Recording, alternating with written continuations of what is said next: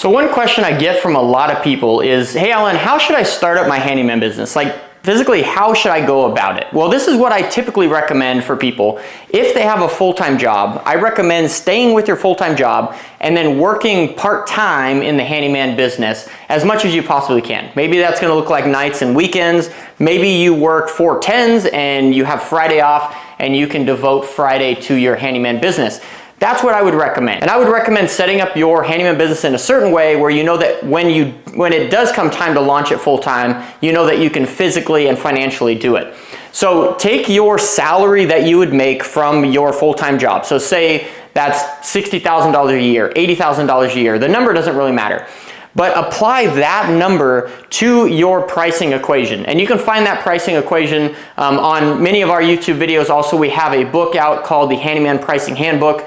Check out that book and basically apply what you are making at your full-time job, what it costs you to operate as an individual, and apply that to the pricing equation for your handyman business. So what that's basically going to get you is your handyman business, the pricing that you set out for your handyman business is actually going to supply you with that same salary that you make at your current position. And even though you're only doing this handyman gig part-time in the nights and weekends or on Friday or whatever it is, you're still charging as if you were doing it full-time, as if it was your sole source of income. So two things are gonna happen. You're gonna be extremely busy for the next 6 months, next year, whatever it takes until you feel like you are ready, until you and your family feel like you guys are ready for you to go full-time.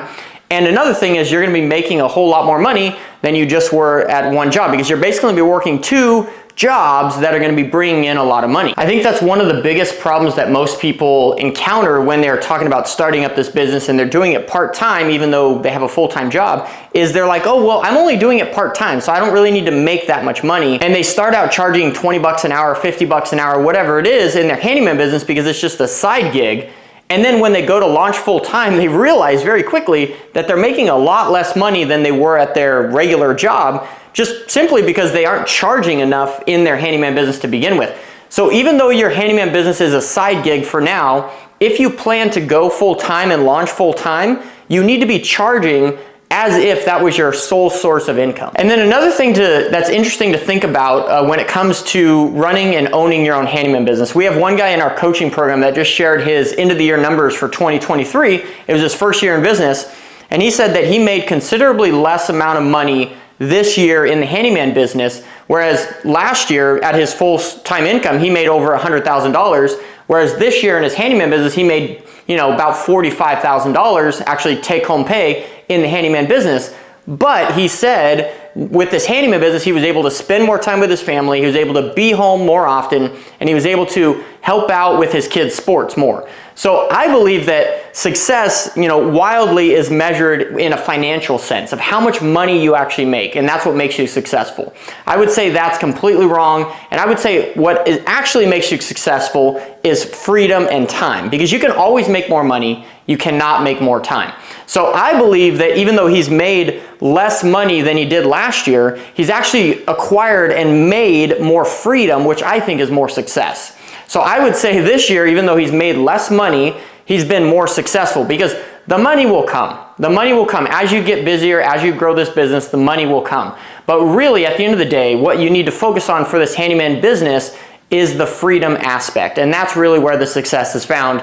Not so much the financial aspect of it, but financial will come, but what comes first is the freedom. The second thing that I think that you need to focus on when you are thinking about starting up this business full-time and transitioning from your full-time income is before you ever actually make the leap to full-time, you need to start getting a website. And I would recommend getting that through my good friend Jason Call over at handymanmarketingpros.com. He makes handyman websites and does Google SEO specifically for the handyman industry. So he is the #1 guy to talk to when it comes to that. Also, the other thing is start investing in marketing. And before you actually start paying for marketing, which we'll get to that in a second, you can also do a lot of organic marketing. So creating a Facebook business profile on Facebook and start posting daily on that. Creating a free Google My Business account. Creating a free Yelp account. Creating a free Nextdoor business account. There's a lot of things that you can do to create that organic volume where people find you organically online. After you've created a lot of those free accounts, start investing in marketing.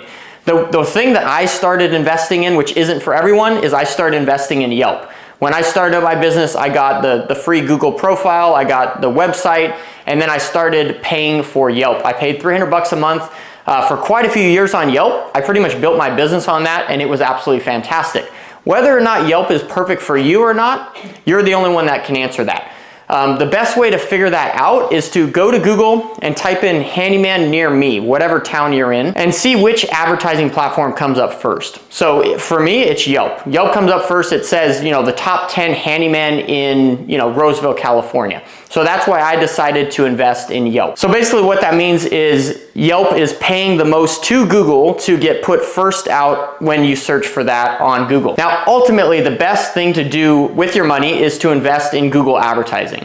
And I wouldn't recommend taking that on yourself. Again, Handyman Marketing Pros can help you out with that. But that's currently what we do with a lot of our marketing budget. We still invest on Yelp to this day, but we have a lot more invested in Google Ads and Google LSA. But that's stuff down the road. But to get started, create all those free accounts, create a website, and start investing in some sort of marketing, paid advertising, so that you can get your name out there. So that when you do finally make that leap, you're gonna have enough work to sustain you. Because the worst thing that you can do is be like, oh, I'm busy on Friday. Fridays I'm booked out and I'm making enough money, but then you decide to go to this thing from just 1 day a week now to 5 days a week, and you're struggling to find the work. You need to make sure that you can provide for yourself and your family by having enough work and charging enough money for that work. Guys, this has been day 80 of our 100-day video challenge. I really appreciate you guys being here. If you are brand new to this challenge, go back to day 1. We've talked about so much good content that you are gonna need for your handyman business, and I would absolutely love to see you stick around. So subscribe to this channel, like this video, and leave me a comment in the comment section below of how you're doing, what you're working on, and what you thought about today's video. We'll talk to you tomorrow on day 81.